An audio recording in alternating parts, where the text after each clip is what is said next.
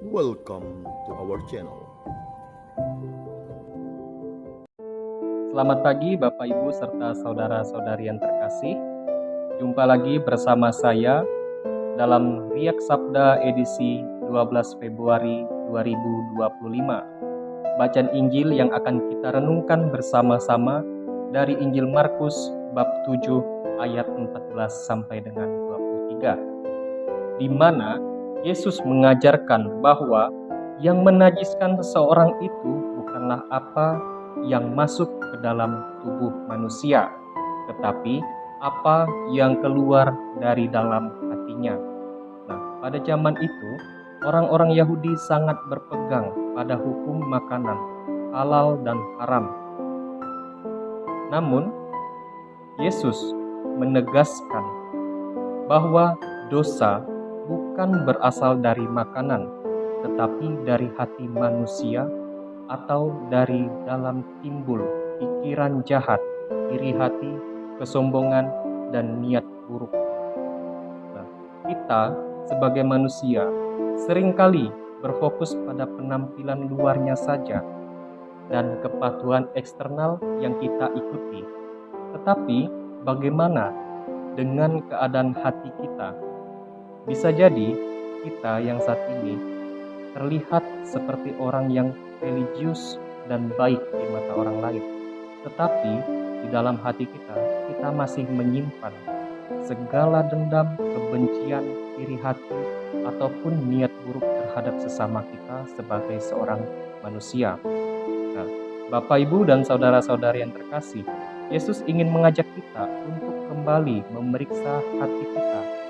Ada beberapa pertanyaan yang bisa kita renungkan bersama. Yang pertama, apakah aku sebagai manusia masih menyimpan kebencian ataupun dendam dalam hati kita? Pertanyaan kedua, apakah aku sering menilai buruk orang lain?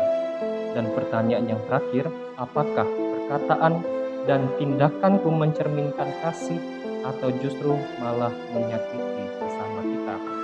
Nah, dalam spiritualitas Ignatian, pemeriksaan kesadaran diri atau biasa disebut dengan eksamen adalah cara yang terbaik untuk menjaga kebersihan hati. Kita diajak dalam setiap harinya merenungkan apakah hidup kita sudah selaras dengan kehendak Tuhan atau masih dikuasai oleh hal-hal yang tidak baik.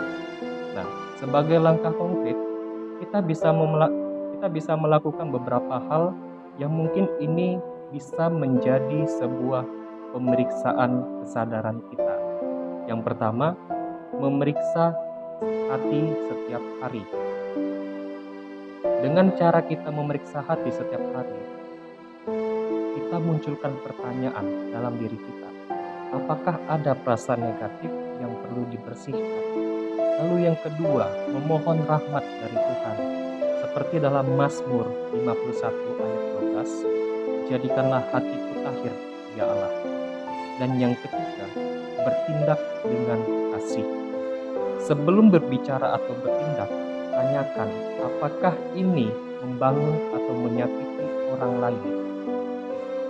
Bapak, Ibu, dan saudara-saudari yang terkasih, Yesus ingin mengingatkan kita bahwa yang benar-benar penting bukanlah tentang aturan eksternal, tetapi tentang kemurnian hati. Semoga kita semakin peka untuk menjaga hati kita, sehingga pikiran, perkataan, dan tindakan kita selalu memancarkan kasih. Tuhan Yesus memberkati.